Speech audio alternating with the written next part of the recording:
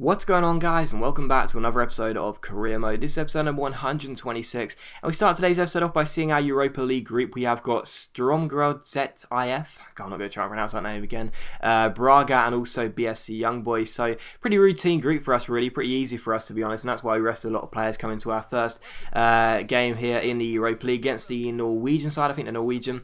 And well, today, guys, we come into this game, and I just want to say one thing straight away. On FIFA, there's one thing I've always wanted to be able to do, and that is to be able to score a David Beckham versus Wimbledon goal. Now, I'm sure you all know what that is, but in case you don't know, that was when David Beckham scored back in the 90s after chipping Neil Sullivan, of all people, from the halfway line. I've always wanted to do something similar on Career Mode, and basically in FIFA in general, but it seems pretty impossible because the goalkeepers are rarely off their line.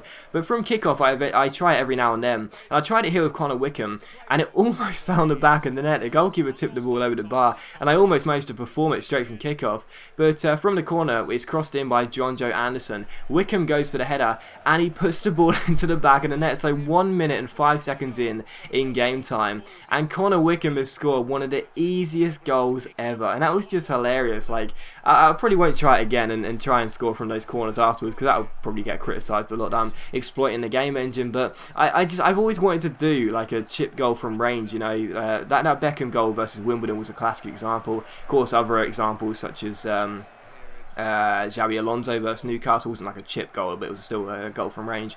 All those years ago when he was playing for Liverpool, and maybe Suarez against Norwich a couple seasons ago as well. But I've always wanted to do something like that on FIFA. It's so hard to do though, and I almost got lucky with Wickham, but I did get lucky because from the corner he scored his first goal for the club, and that made it 1-0 to us. So very pleased to take the lead in very easy circumstances. But a few minutes after that, great chance for the visitors here, a really good chance for their number 11, but Lloris comes out and makes a very good save to keep the score at 1-0. In the 27th minute though, we win the ball back with Tom Carroll here. Carroll goes on the break, and we've got a 3-on-2 opportunity. He's got to pick the right pass. He does find him in Connor Wickham. Really good chance for the striker. He teases Madsen by stopping the ball, dragging it past him, shooting from a tight angle, but it's a good save by the goalkeeper. So still 1-0 here. Wickham searching for his second goal in his first game at the club. From the corner, Anderson crosses the ball in towards Michael Dawson, but his header is really well saved by the goalkeeper. So still 1-0 here with 30 minutes on the clock. We were looking very threatening.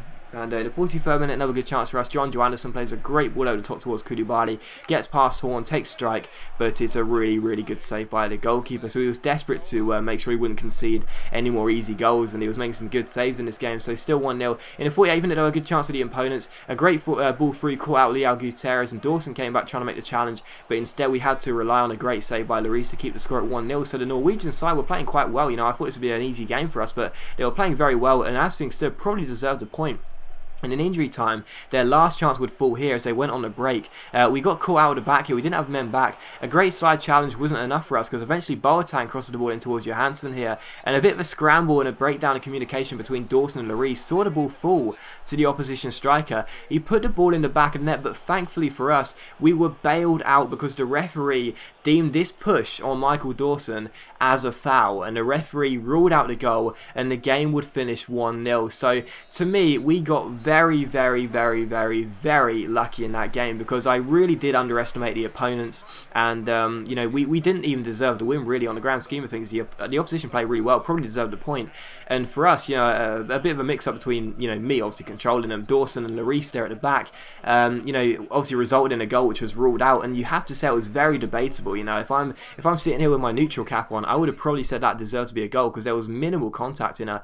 I wouldn't even say it was a push really. I think he just sort of just put his arm on them because there was no way to balance otherwise. But even so, the referee said it was a foul, and thankfully we got bailed out and did manage to claim our first 3 points of the group in our first game. So we got very lucky, but we took that win on the positives, if you will, and we came to this game against Arsenal in the league on the weekend. Now, this is our first North London derby as a career mode manager here at Spurs, so I was feeling very tense coming into this game. I really did want to win it. Of course, an early win in such a big, high-profile, very atmospheric game would be very pleasing, and of course, this is going to be a side which will be a top 4 rival for us. We do want to get into the top 4 this year, and we take on Arsenal. They've got a very decent side and very awesome players in that squad. The side is basically the same as it was really, you know, the same same players as they always had done. There's only one new player in that side since the game started, since the career mode started, and that's Mandzukic playing up top. But if you're going to sign just one player and one player only, you wouldn't say no to Mandzukic. But the first chance and the first goal would fall to us in the 34th minute. Daniel Sturridge got it. Really, really good finish.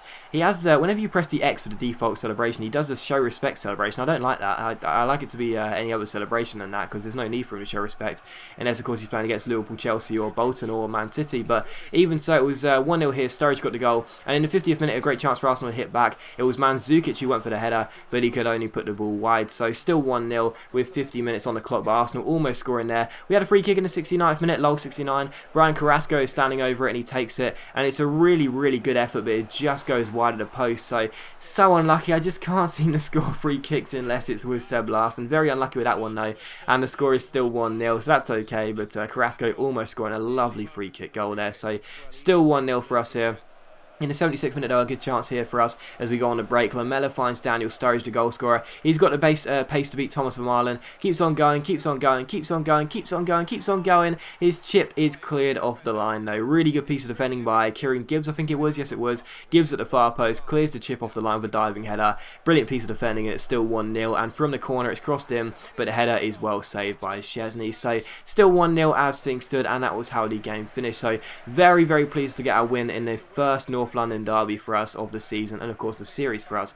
Very pleased to get the win, and it was Daniel Sturridge who got the only goal of the game. So very, very pleased, and yeah, so we can say really another good 3 points for us against a side that definitely will be a top 4 rival this year. But our following game was going to be in midweek against Stoke City in the Capital One Cup. Now this year we are going to have a lot of games, of course, because the Europa League is of course played in the midweek, and of course we got games in the other 2 cup competitions, which will be the FA Cup and the Capital One Cup, and of course all the league games on the weekends and sometimes in midweek as well. So there's going to be a lot of fixture congestion this year. So when we do take on teams in the Capital One Cup, I will of course be resting the entire side, because I do not want to have too many players get injured or have too many fitness problems. So we rested the entire side for this game, and this game would see the debut of our goalkeeper Carl Darlow as well, only valued at 69 overall. So a good chance for Stoke to score a couple of goals. But the first chance would actually come to us in Stoke in the 17th minute here, as Wilson gets onto the ball, gets past his man, plays a good through ball to Arnautovic. Wonderful ball out wide towards Richardson. Richardson plays the ball through to Ryan Shotton, but his shot goes wide of the post. So Stoke playing like Barcelona with some lovely passing there, but shot could only go wide of the post, and Carl Darlow on his debut is untroubled. In the 45th minute, though, we had a free kick. We gave it to Alex Pritchard, and Pritchard stands up to take it. Some decent stats, really, and Pritchard stands up here, tries to curl it into the top corner, but unfortunately it hits the post, and a follow-up shot hits the post as well, and it is claimed by Jack Butland. So very unfortunate there. I thought we were going to score with the free kick, but unfortunately it hit the post, and the follow-up shot also hit the post. So very, very unlucky not to be in front of the break, but it was still 0-0, and I'm sure I will score a free kick very soon, because we are getting very, very close at the moment. So still 0-0, but we definitely had the best chances in the first half. In the 80th minute, though, a good chance for us. Nathaniel Chaloba gets onto the ball and tries it from range, but unfortunately Butland has a simple save. So I was trying to do a Connor Wickham style attempt there, but unfortunately it was a simple save for Butland. But it was still 0-0, and that was how the game finished. That was what I was reduced to in this game, striking it from range, because it was so uninteresting and so bad. I just could not seem to break Stoke down. But we made a triple sub at half time, in full time.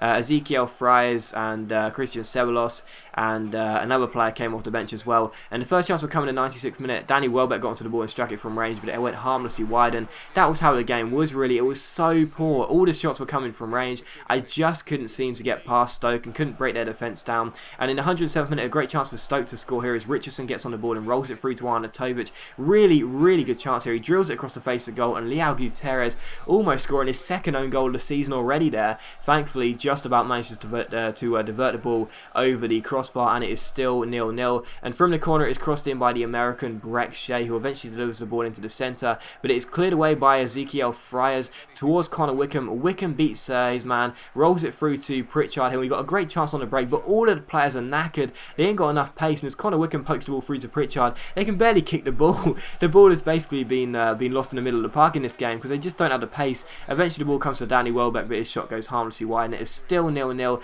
And the game looked as though it was going to penalties, but in the 114th minute we won a free kick here. It was John Joe Anderson who swung the ball into the centre, and it was one of our substitutes, Ezekiel Fries, who gets the goal. A rare goal scorer surely there. The former Manchester United and Standard Liège, I think it is Standard Liège, certainly a Belgian side anyway, after after you left United. Ezekiel Fries, who gets the goal, wins the header from John Johannessen's free kick, and that makes it 1-0 to us, and that would be the final piece of action in the game. So in a game full of limited chances, shots which were really reduced to striking from range, we did get the only goal of the game, and we do go through to the next round of the Capital One Cup. So I'm very pleased with that, but I was just so annoyed we just couldn't seem to break down Stoke's defence. But getting the win was the most important thing. We won it by a goal to nil, and it was Ezekiel Fries who came off the bench who scored it in the 115th minute. So as always, guys, big thank you for watching today's video. I really hope you have enjoyed it. If you have enjoyed the video, please leave likes, that's much appreciated, and it really does help my channel out, and it only takes a second to click that like button, and I'll see you for the next episode of Career Mode, which will be uploaded tomorrow afternoon.